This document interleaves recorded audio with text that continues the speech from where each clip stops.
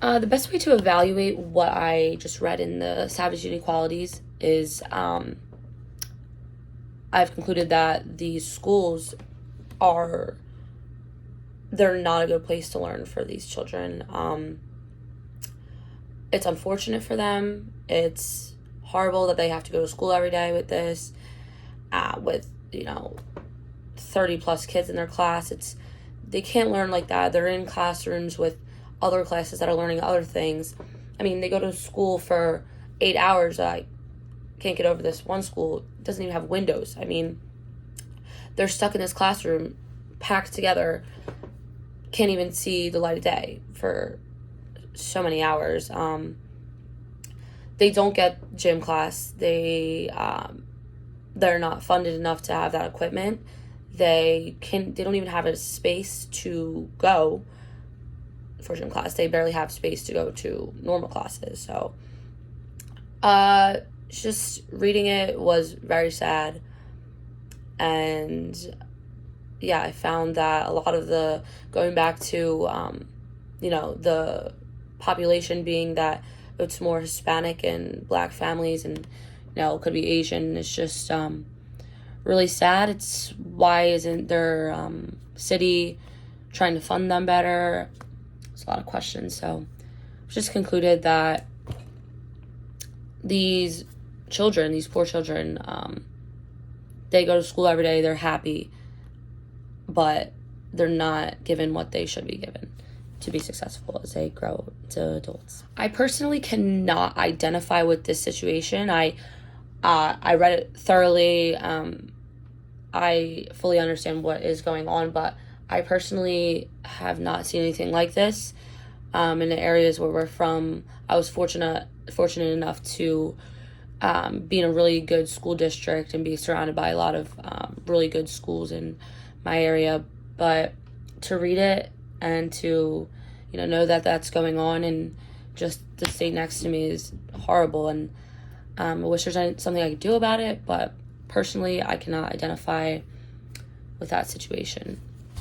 After reading Savage Inequalities on the schools in New York, particularly the Bronx area, I feel saddened that the children, these innocent children, are unfortunately put into these schools where I've read that schools that don't have windows, classrooms filled with 30 plus people, 40.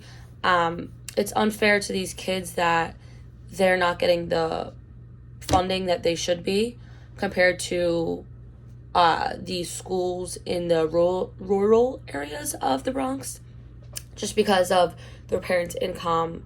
It's sad that they, these young children, they have nothing to do with it. They just go to school to learn. They want to learn, and sometimes that's not possible. There's in some parts they say they don't have the best teachers. You would think that you would have to get the best teachers to teach these schools that don't have the best, maybe behaved kids, just because of stuff that might be going on at home with their families and stuff, just being that they are not as financially fortunate as these other schools.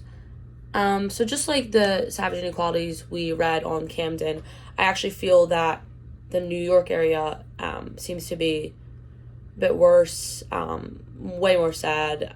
It's just, unfortunate these kids have to deal with these circumstances when they, have nothing to do with it.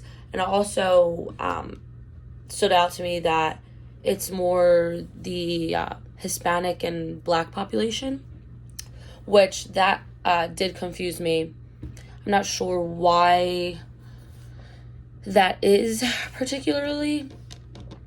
I was wondering, if it's a job thing that their parents might not be able to be as fortunate as white families that can put their kids through this schooling in the rural areas of the Bronx.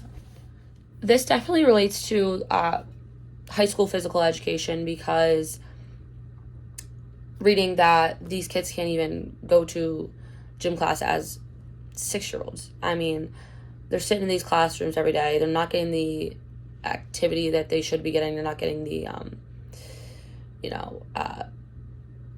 play that allows them to, be kids. So as they get older, as they go into high school, it worries me that they might not know of this active lifestyle they should be getting, that the other, highly better funded areas just around the corner from them in the Bronx, where these white families put their children through, is sad. I hope that there's something they can do for that. It's very important to know how to live a healthy, active lifestyle as a child. They should definitely make that a priority over there. I agree with one part of the Savage Inequalities that states if these schools were funded just as the high spending suburbs of Long Island, with hundreds of thousands of dollars funding their schools, that these children would be more fortunate. They could have better schooling. They'd be provided with better equipment, such as textbooks and stuff. A lot of these schools did not have this stuff for them. They were fortunate to get teachers that would come out and teach at these schools. So I agree that these schools districts should be more funded better. They should definitely make that more of a point to get these kids, get these schools better funding, better equipment, just so that they can be successful and get more kids to go off to college. A lot of these kids are lucky if they graduate. Read that on a lot of the schoolings in a lot of the schools in the lower Bronx area. So